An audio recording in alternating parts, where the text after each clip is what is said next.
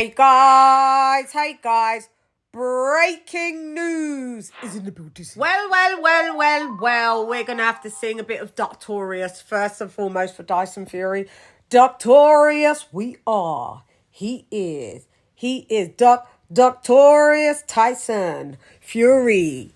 You are Ducktorious. Why do I say that now? You know all the problems. Tyson Fury pricing himself out, don't want to fight Usyk.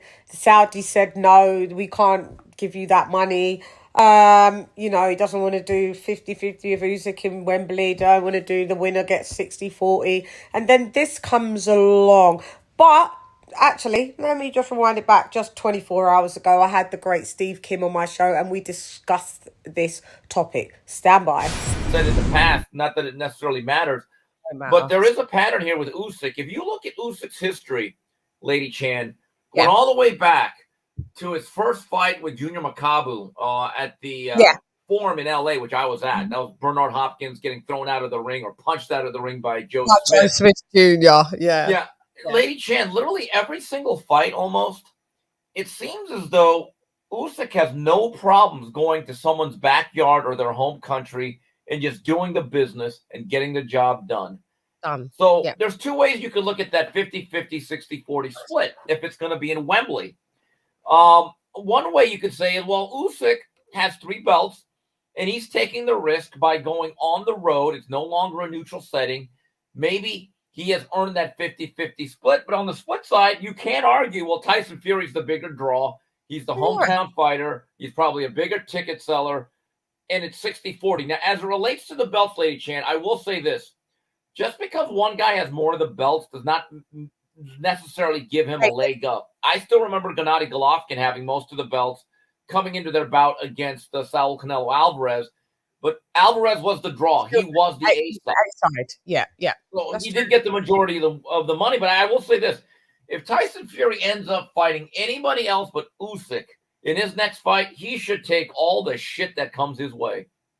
Yeah, I mean, I get what you mean, but at the end of the day, it's not like nobody knows Usyk. It's not like the UK, the last undisputed was Lennox Lewis, like 25 years ago, whatever. You know, at the end of the day, this is a massive event for boxing. Definitely boxing that to happen in the UK, but boxing worldwide.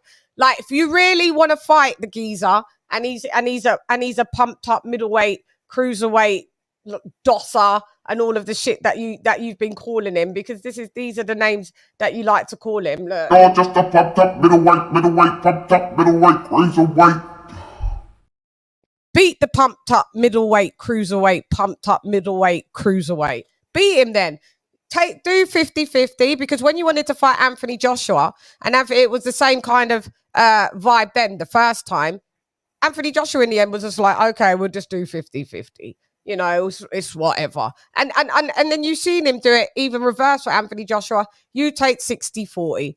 If somebody wants to fight, they just agree. Cool. Like, what do you want Usyk to do? Fight for free then? Yeah, I mean, that's the thing that gets me. There comes a point in time where, and again, I want to try to get some on the record quotes. I am going to be calling Egis Klimas, the manager of Usyk, on Sunday. He's in Mexico right now, as a couple of the Fernando Vargas' sons have a fight down there, so I don't really want to bother him until that card is completed. And Egis is a straight shooter. He doesn't really deal with the media all that much, and he's always been very honest and forthright with me, and he's never believed in negotiating through the media. I will say one thing about Klimas. He likes to make fights. He really does. They've actually tried to do their best to make fights. He believes in the fight game, not just the business of boxing. And there was a lot of confidence on that this fight was going to happen. But this is the dangerous part about always looking at the Middle East, Saudi Arabia, Abu Dhabi as like this pot of gold at the end of the rainbow. That fighters, once they get a taste of that money or are seduced by it, they start to have very unrealistic expectations of what they are going to receive and what their perceived value is. That's why I'm not a big fan of all these fights in the Middle East, because I don't want every single fight just going there. I think the fans in your part of the woods, my part of the woods, we deserve to go to fights. we sit through all the bullshit. Can you at least let us have a chance to go watch some really good fights where we can at least drive or fly to them? Yeah, where we can get to and where we're allowed to drink fucking alcohol. Yes, exactly. Thank you. That's the other important part. I'm glad you brought it up, not me. I had to. I was just like, yeah, I totally agree wholeheartedly. So if we are to say that this fight, because we've got Frank's shoulder roll Warren, that he stated that this fight looks like this fight looks like they're giving them the deadline looks like by the end of this week, which is tomorrow effectively, that they're looking to move on, and Tyson Fury will be fighting I guess April 29th or whatever the original date was. I think it was the 29th. Who would you say? I know you said like basically the wrath would be rained on him. Who would be an acceptable replacement? Well, look, Tyson Fury, I don't look, I am not completely against a fourth Wilder fight. I just don't want it next. We've seen it too often. Yeah, exactly. Don't do that. Look, if they each fight 3-4 other fights and then circle back to one another, I get it. Fine. But I wouldn't. Someone said that, brought up Andy Ruiz, and I'm like, I don't know. I mean, look, Andy Ruiz brings some value because he did hold the heavyweight title at one time, had that great night. But I mean, his last couple of fights, I thought he looked very vulnerable. I just think Tyson Fury, that's an easy night at the office. As it relates to Usyk, I believe he's got the mandatories that are due. Mm-hmm. So, but I want to go back to Usyk real fast. Look, he is the B-side, but LadyChann, you're absolutely right in one sense. He's not unknown. He beat Anthony Joshua twice, one of them in England. Exactly. He's an international man of fame and acclaim. He's punched his passport. He's universally accepted as one of the top 3 fighters in the world, pound for pound. Let's not act like he's some unknown guy. This is what I'm saying. Ridiculous. Yeah, this is what I'm saying. So, who'd be his next Mando? Because what WBA, WBO, IBF? Well, isn't it some? I've heard the name Daniel Dubois. Is he up there high in the ratings? I'd have to look. Daniel Dubois got the WBA Reggie belts. Yeah, so that, and again, sometimes that makes you, in essence, the number one. Yeah. I'll look at the ratings right now here. Let me just punch those up. But yeah, I just think it's such a buzzkill because, look, everyone naturally assumed that Tyson Fury took Derek Chisora as a stay busy tune-up. It's the first time he's fought twice in 1 year since, I believe, 2018. So we got it. And he drew a lot. They did a lot of business. But, geez, there comes a point where you're just like, geez. By the way, so let's take a look at the ratings here. And I got to see who's next. In the IBF, the number 1 contender is Filip Hrgovic, who I think is very raw. I don't understand why everyone keeps turning down fights against him. Yeah, they don't want to fight him. Right. And in the WBO, you're right. The regular or the interim, actually, Joe Joyce here is listed as the interim champion, which gives him some rights. It is Joe Joyce. It is Joe Joyce. I like the Juggernaut, and they certainly have a history going back to the amateur days. Yeah, and then in the WBA, you're right. The regular belt is Daniel Dubois. Mm-hmm. So LadyChann, it's interesting. Usyk can be very familiar to English fans within the next year or so. Yeah, I mean, these are all good. I mean, these are all good fights. I mean, Usyk wouldn't turn down. He can't. Well, he can, but I mean, he isn't really going to turn down any of these. We're not. He's not known to us for turning down fights. I mean, he's already fought Joe Joyce in the Amis already. But I mean, I would still. Who would you predict? I would still predict Usyk to beat Joe Joyce. Yes, and look, I like the Juggernaut because he speaks softly and he carries a big stick. Mm-hmm. He's slower than a glacier, but he also hits like an avalanche. I mean, I've come around on Joe Joyce. He's one of these guys that you could pick apart his flaws, but he just beats the hell out of everybody, and it's always exciting.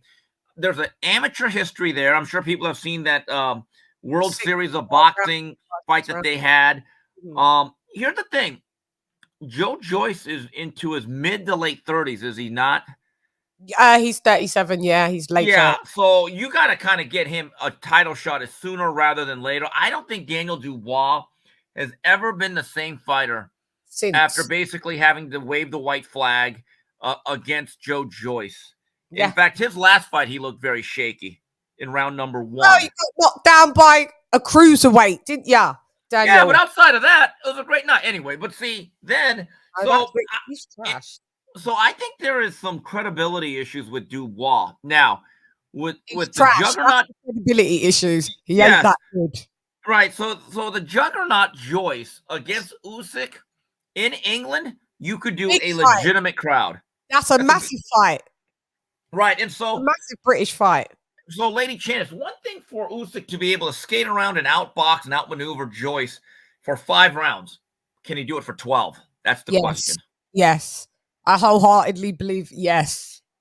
Yes. Okay. Well, Engine versus engine. Engine with epic strength, slow feet, decent hands, epic strength versus technical, fundamentally sound with the engine, still respectable cumulative power. Not like you're going to drop Joe Joyce, but you know, you can still give him problems for those 12 rounds and totally outpoint him. Yes.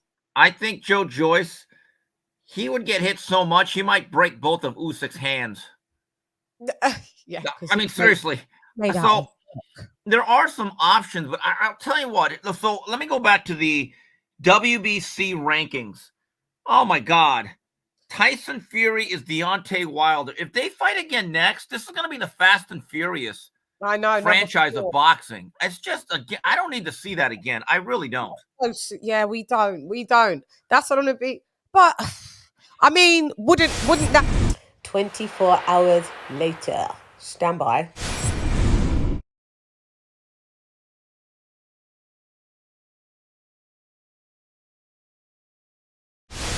So as you can see, the WBA, not the WBO, is now mandated. No, furthermore, not even mandated. CHANN ordered Daniel Dubois to be next up in line to fight Oleksandr Usyk because he has to defend his mandos. The other sanctioning bodies, this is what happens when you're a unified champion of any division. You've got mandos flying out of your ass.